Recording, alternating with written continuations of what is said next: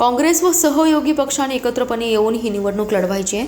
जातीयवादी शक्तीला पराभूत करण्याची जबाबदारी सांगलीकरांवर आहे. याची मशाल सांगलीतून पेटणार आहे. सर्वांना एकत्रितपणे पुढे घेऊन जायचे आहे. काँग्रेसला सत्तेत पोहोचवणं आवश्यक आहे. काँग्रेस विचाराचे शहर करण्यासाठी सर्वांनी एकसंघ कामाला लागावे आणि महापालिकेवर काँग्रेसचा झेंडा फडकवावा असं आवाहन खासदार विशाल पाटील यांनी व्यक्त केलं आहे. काँग्रेसच्या शहर जिल्हाध्यक्षपदी राजेश नाईक आणि महापालिका निवडणूक समिती अध्यक्षपदी मंगेश चव्हाण यांची नियुक्ती झाल्याबद्दल त्यांचा सत्कार विश्वजित कदम आणि विशाल पाटील यांच्या हस्ते करण्यात आला. यावेळी आयोजित पदाधिकाऱ्यांच्या मेळाव्यात ते बोलत होते. यावेळी बोलताना विशाल पाटील म्हणाले, काँग्रेस शहर जिल्हाध्यक्ष पदासाठी राजेश नाईक यांची निवड करताना आमदार विश्वजित कदम आणि मी हा स्वतः एकत्रितपणे निर्णय घेतलाय. मंगेश चव्हाण हे देखील आमचेच आहे, ते नाराज नाहीत. पण काही जण आमदार विश्वजित कदम आणि माझ्यामध्ये भांडण होण्यासाठी काडीपेटीतील काडी टाकून पाहतायत. पण आम्ही दोघे एकसंघ आहोत. असा काड्या टाकल्या तरी काही उपयोग होणार नाही असा टोला खासदार विशाल पाटील यांनी विरोधकांना लगावलाय.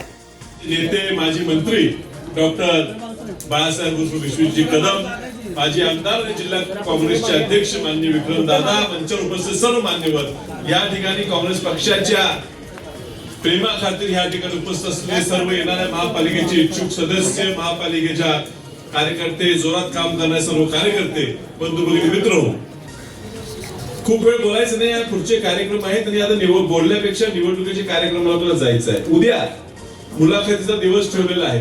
आपल्या प्रत्येक इच्छुक उमेदवाराला वाटते की आपण सोबत आपल्या सर्व कार्यकर्त्यांना घेऊन यावं. पण सगळ्यांना मी विनंती करतो, उद्या बैठक मुलाखतीची आहे. फक्त मुलाखत ही उमेदवाराचीच घेतली जाईल आणि पहिल्यांदा ही आपण नवीन प्रकार पद्धत करतोय की दोन्ही प्रमुख पक्ष आणि जमलं तर इतर सहयोगी पक्षांना एकत्रित घेऊन एकत्रित मुलाखतीचा कार्यक्रम उद्या होणार आहे. जे इच्छुक आहेत त्यांनी अध्यक्षांशी संपर्क साधून कुठे आणि किती वाजता उद्या यायची याची माहिती घ्यावी. एक संघपणे आपण या ठिकाणी जातोय, कारण जी जातीयवादी शक्ती या महाराष्ट्रात आता राज्य करते, देशावर राज्य करते, त्याला पराभूत करायची जबाबदारी, देशात पराभूत करायची जबाबदारी, राज्यात पराभूत करायची जबाबदारी ही आपल्यावर आहे. सुरुवात सांगलीने केली पाहिजे. स्वातंत्र्य लढाई वसंतदादांनी सुरुवात केली, देश स्वतंत्र झाला. ह्या भाजपपासून स्वतंत्र ह्या देशाला करायचं असलं तर सांगलीतनं ही मशाल पेटली पाहिजे. ही मशाल पेटण्याची जबाबदारी विश्वजित कदमांच्या खांद्यावर आपण सगळ्यांनी मिळून दिलेली आहे. आणि म्हणून ह्या सांगली शहरात बाळासाहेबांनी निवडलेला अध्यक्ष झालेला आहे. कुणी काय गैरसमज करू नये. कुणाचा असते पेपरला कधी कधी बातम्या ह्याची त्याची काही झालेलं नाही. कुणाला काय गैरसमज असेल, काहीतरी बाबा मध्ये माचीस टाकू की काडी टाकू पडणार नाही. ही आम्ही दोघं एवढे एकजीव झालेलो आहे. तर कुठला निर्णय कसा झाला तो आम्ही दोघं मिळूनच घेतो. कोण वर आणि कोण खाली नाही, एक संघपणे. हीच अपेक्षा आमची कार्यकर्त्यांकडे. कधी तुम्हाला संधी मिळेल, कधी आम्हाला संधी मिळेल.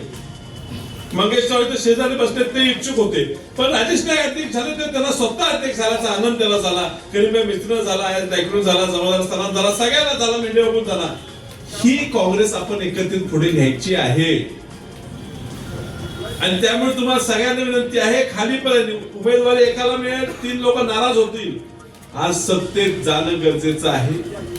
हा जिल्हा, हे शहर हे काँग्रेसच्या विचाराचं आहे हे दाखवण्याची गरज आहे.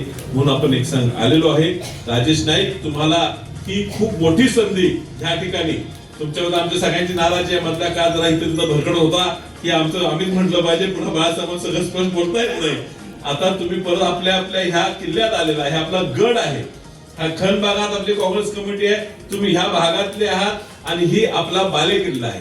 आणि त्यामुळे ह्या बालेकिल्ल्यात तुम्ही बसून ह्या महापालिकेवर झेंडा काँग्रेसचा लावायची जबाबदारी तुमच्यावर आहे. तुम्ही समर्थपणे कराल. सगळ्या कार्यकर्त्यांना सांभाळून न्या, सगळ्यांचे एकत्रित काम करा असं विनंती करतो. आता